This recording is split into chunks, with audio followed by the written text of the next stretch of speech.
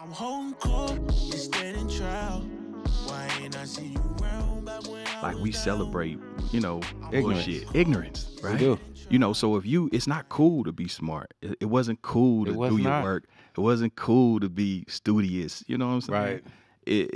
But the more ignorant you could be, the cooler and more accepted you were. Truly. You know what I'm saying? I don't know who fostered that psychology, but certainly it's a real thing. Yep. And now I think we're starting to see a shift. Yeah. A different kind of tide of energy going into that, where people are now starting to say, being someone who is concerned about economics and politics and generational wealth and things like that.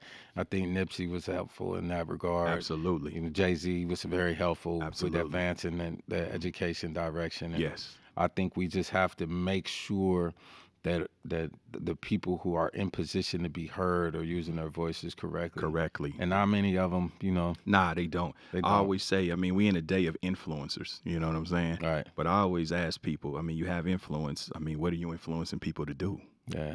You know what I'm saying? Yeah, That's the happened to me question. too. Yeah, you can have a bunch of followers, but what are you leading them to?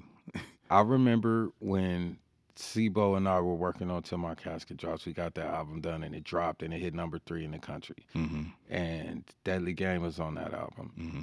And it was like one of the first real songs I had ever written, because I wrote, most of my albums were written with a mask on. It was me being X-rated. Yeah. And then I start going through trial and things like that, and I started having real world issues, and it started bleeding into my music. And so that song and the 3 Strikes Law and me being in that environment where people were coming in for stealing a slice of pizza and going to court and getting 25 to life. Right. With the so-called victim in there saying, I would have never called the cops if I knew you were going to give him a life sentence for stealing a slice of pizza. Right. He was hungry. I'd have gave it to him. I'll give you 20 pizzas for y'all to just let him go right now. Right. Damn. And I'm watching those men come back. It's like a guy used a deodorant in a 7-Eleven and put it back on the shelf. They called the cops.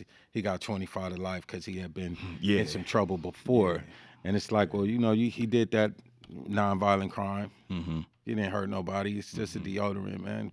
Maybe we could talk to him about hygiene. At least he's trying to be clean. Like, how can we get you somewhere? Can you shower? Yeah. We just not concerned about what human needs are, the basic hierarchy of human needs.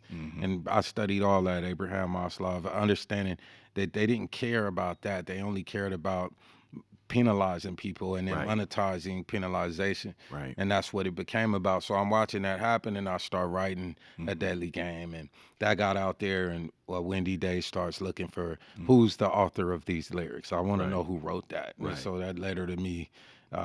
Monster Kody started Sanyika Shakur, rather call her brother Sanyika Shakur. Yeah. He reached out to me, and that was when I heard from Tookie. And the statement, it was more of I took it as a directive, but it was someone with a voice as loud as yours has a duty to say something worthy of being heard. Right. And I'll never forget that. To come from him, you know what I mean? Yeah. That was a big deal. He's on death row. Exactly. We don't know, is he going to make it? Are they going to put him down? Right. We don't know. Right. And what he had been trying to preach to people about changing their lives and doing something different.